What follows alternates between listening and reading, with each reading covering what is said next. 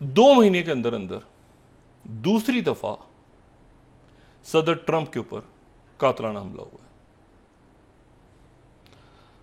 और Ryan रॉथ Ryan रॉथ 58 साल, उसको पकड़ लिया है सीक्रेट सर्विस ने। उसने गोलियां चलाई। इससे पहले जो हुआ था, जब रैली से एड्रेस कर रहे थे तो गोली मार दी गई थी, मर गया था बंदा। इसको पकड़ लिया है सीक्रेट सर्विस ने। ये भाग रहा था तो हाईवे पे इसको गाड़ी में पकड़ लिया। 58 साल इसकी उम्र है।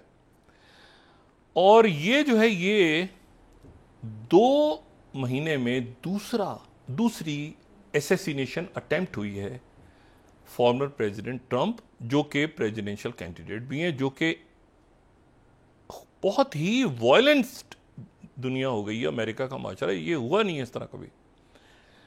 प्रेसिडेंट बाइडेन ने जो है वो कंडेम किया, जो नायब सदर हैं और जो कैमला हैरिस और अभी जो सदारती उम्मीदवार, उन्होंने कंडेम किया इसको। जेडी वांस की तो ज़ाहिर फ़ोन पे बात हुई। अभी जो एक्टिंग वहाँ पे सीक्रेट सर्विस के हेड हैं वो वहाँ पे पहुँचे हुए हैं। और ये जो है, ये उस पोलो खेल रहे थे। इनकी जो रिहाइश गाह है फ्लोरिडा में, वहाँ पर ये उस वक्त जब अटैक हुआ वो छुपा हुआ था झाड़ियों में। वो झाड़ियों में छुपा हुआ था जिसने गोलियां चलाईं। और ये मेरा लोगो का जो इनके पाम बीच फ्लोरिडा पे इनकी रिहाइश गाह है, वहाँ पर ये गोल्फ खेल रहे थे।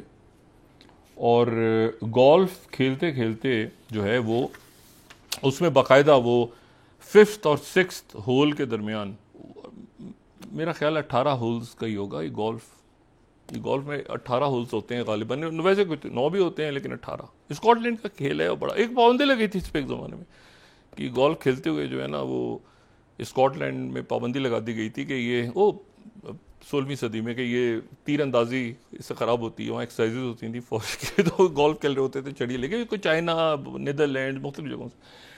तो बहरहाल ये है कि ये इनका गोल्फ क्लब है, ट्रंप इंटरनेशनल गोल्फ क्लब शायद। वहाँ पर वो झाड़ियों में छुपा हुआ था बंदा, गोलियां उसने चलाई।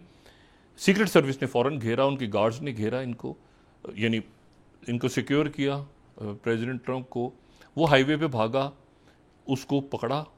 और ये जो बंदा है ये यूक्रेन का बहुत ज़बरदस्त हामी है। यानी इसने जो है अपने आप को पेश किया कि मैं यूक्रेन जाके लड़ना चाहता हूँ। जो शुरू में आपको याद होगा, वो जब यूक्रेन की जंग छिड़ी तो पूरी दुनिया से वो लोगों ने कहा था हम यूक्रेन के साथ आके मिल के जाएंगे और रशिया से लड़ेंगे। ये उन लोगों में एक था। और ये पहुंच गया, यूक्रेन पहुंच गया।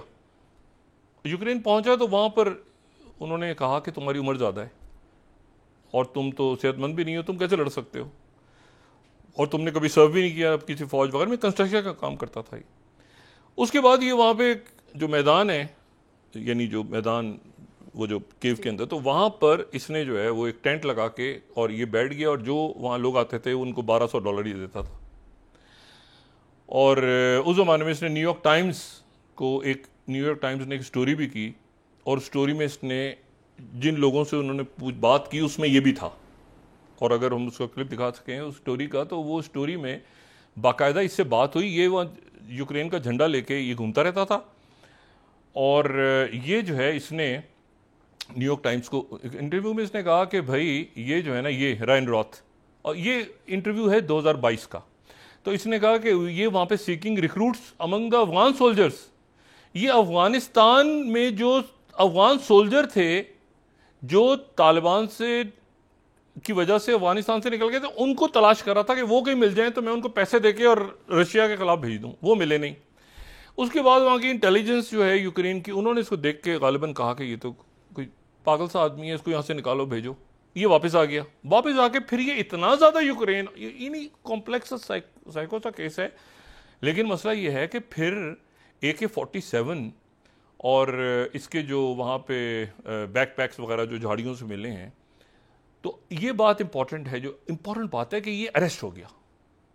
यानी इससे पहले ये था कि भाई वो JFK की तरह जो जिसने मारा उसको भी मार दिया, फिर उसके बीच में जो आया उसको भी मार दिया, तो ये पकड़ा गया है, अभी अरेस्ट हो गया। और सीक्रेट सर्विस जो है जिसके पहले डायरेक्टर का रेजिग्नेशन आ गया था, अब उसके जो एक्टिंग नए डायरेक्टर हैं वो ट्रंप के साथ बैठे हैं, इसकी इन्वेस्टिगेशन हो रही है मुकम्मल तौर पे, बंदा गिरफ्त अरेस्ट हो गया है। लेकिन आप ये देखें कि कितना वायलेंस आ गया है अमेरिका के अंदर।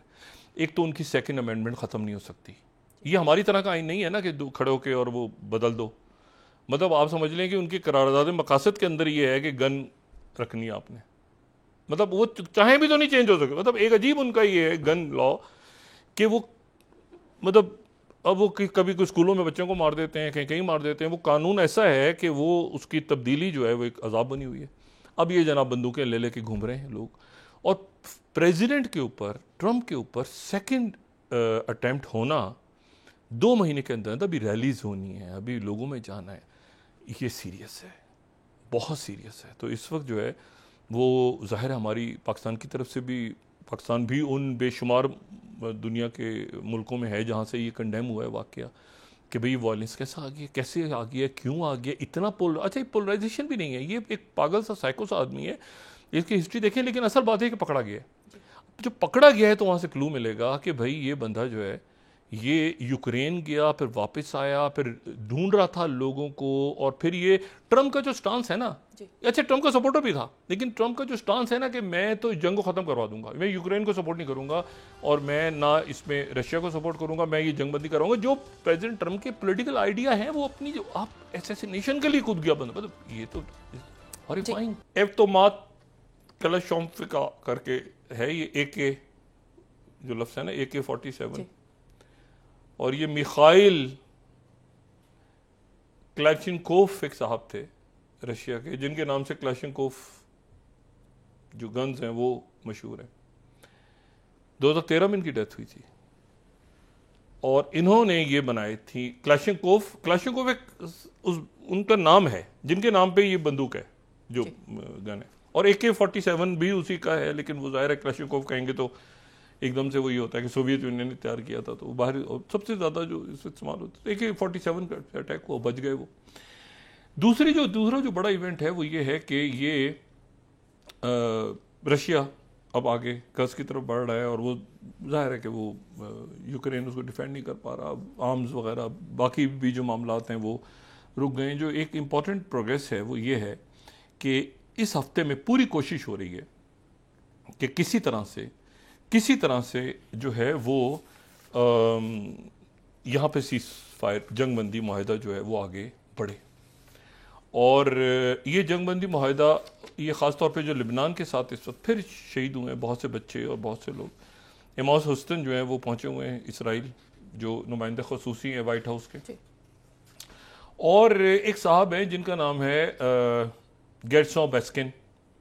अब ये जो गेरसोन बेस्किन हैं ये एक राइटर हैं, यानी लिखारी हैं, किताबें भी इनके ने लिखी हैं, और ये अमन के हवाले से ये लंदन में मुकीम है, पीस की बात करते हैं। लेकिन ये जो हैं ये वो शख्सियत हैं जो इसराइल और हमास के दरमियान बैक चैनल्स पे काम करते रहे हैं पिछले साल अक्टूबर तक, और जो गलीद शालिद जो रहा हुए थे, जो एक इसराइल का एक फौजी जो पकड़ लिया था हमास ने, उसको जो रिहा किया था, इसके बदले में 1000 कैदी छुड़वाए थे, तो वो उस मुआहदे के पीछे भी ये थे।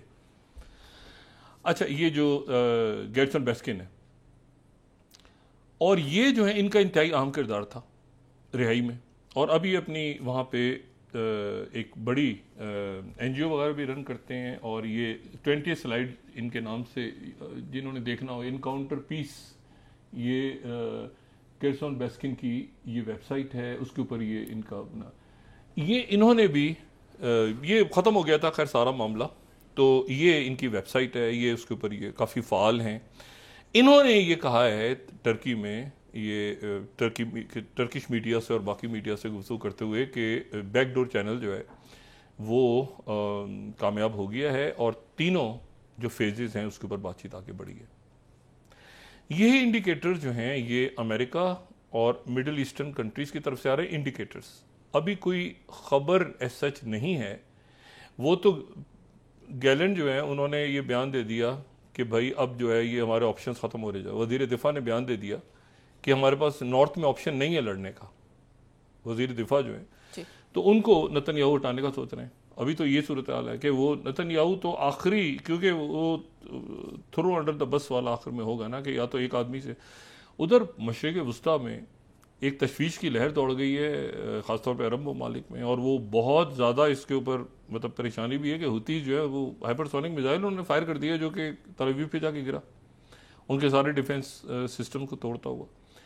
तो ये भी एक इश्यूज हैं जो कि इस जंग के नतीजे में, अच्छा इनका कोई लिंक आपको पता है कि वहाँ से भी निकल आया था कि जो कज़ाक आए थे जो हॉर्न ऑफ अफ्रीका में, जो वहाँ पे सोमालिया और वो ले गए थे उठा के। तो ये एक बड़ा अजीब सा यहाँ पे, अगर इसको जंग को बंद करके और ये बाकी मामलात को अगर तय करें, इस वक्त जंग की जाहिरियत है तो कत्ले आम है ना। आज भी बच्चे जो कह रहे हैं उधर हम अब हमास तो ख़त्म कर दिया है, अब हम हिजबुल्लाह से लड़ेंगे। मतलब पागल किस्म का आदमी बैठ गए हैं दुनिया में। बाज़ लोग जगहों पे उनको समझ नहीं आता कि किस तरह से समझाया जाए।